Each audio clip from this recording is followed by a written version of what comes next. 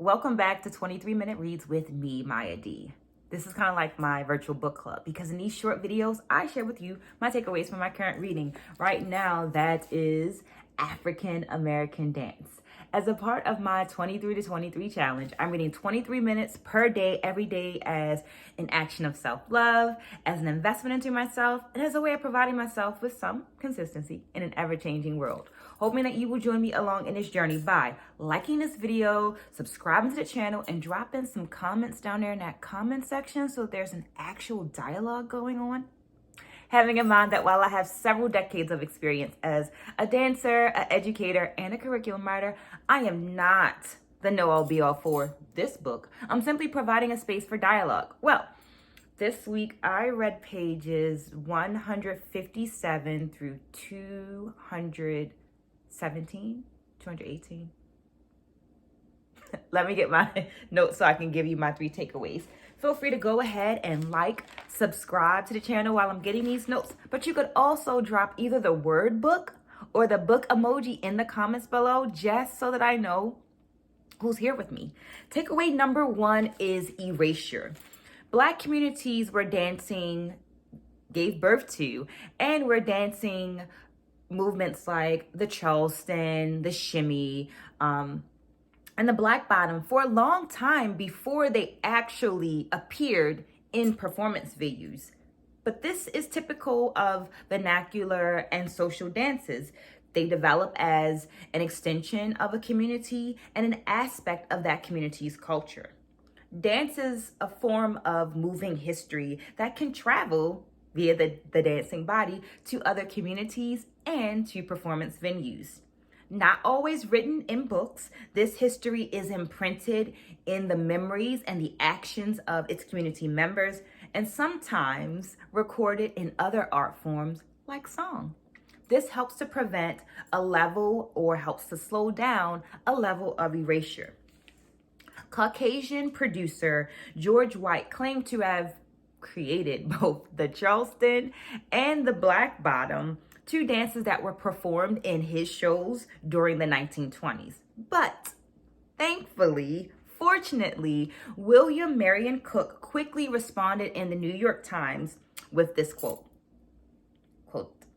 "The Charleston, African in nature, has been done in the South, especially in the little islands off of Charleston, South Carolina, for at least 40 years, to my knowledge," end quote.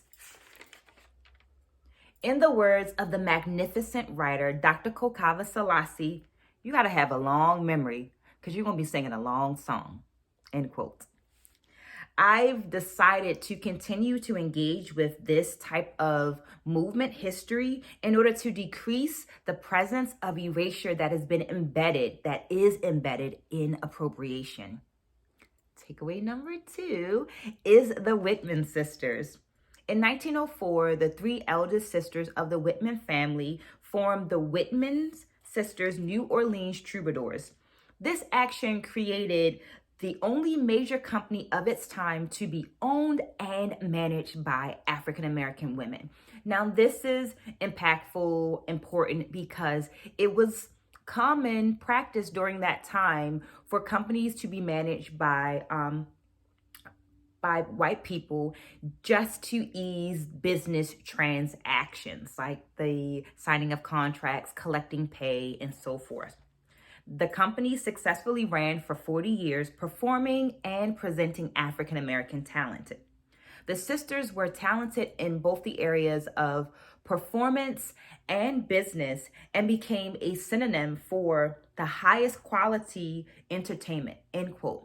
Now, prior to creating the company, to establishing a company, the Whitman sisters actually had experience performing themselves. So this action was, to a certain degree, paying it forward, creating access, creating a pathway for those coming after them.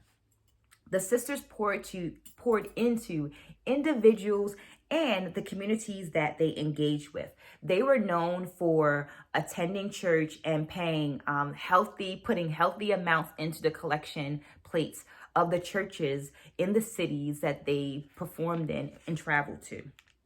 They were also known to pick up picks that were children between the ages of 6 and 15, and to manage to train those picks. Remember, they themselves already had experience in the performance venues. Catherine Basie once said this. Here's another quote. Any mother could tell you that if your daughter was with the Whitman sisters, she was safe. Now, the world of show business can be dangerous for children. So this remark is truly remarkable. The fact that they were safe, that you could rest assured that your children were safe in the business and away from you, that's a level of peace that we can only hope for. We can only hope for and continue to achieve, to work towards. Takeaway number 3 is TOBA. The Whitman sisters established their company in 1904, and by 1907, there were more than 1,000 African Americans performing in showbiz. The Great Migration created a boom in both urban city populations as well as African Americans in showbiz. Not only were adults moving from farming lifestyle and culture of the South, there were also a good number of picks. Now, what are picks, you might say? Because I've said that several times before. Pick is actually short for pickaninny.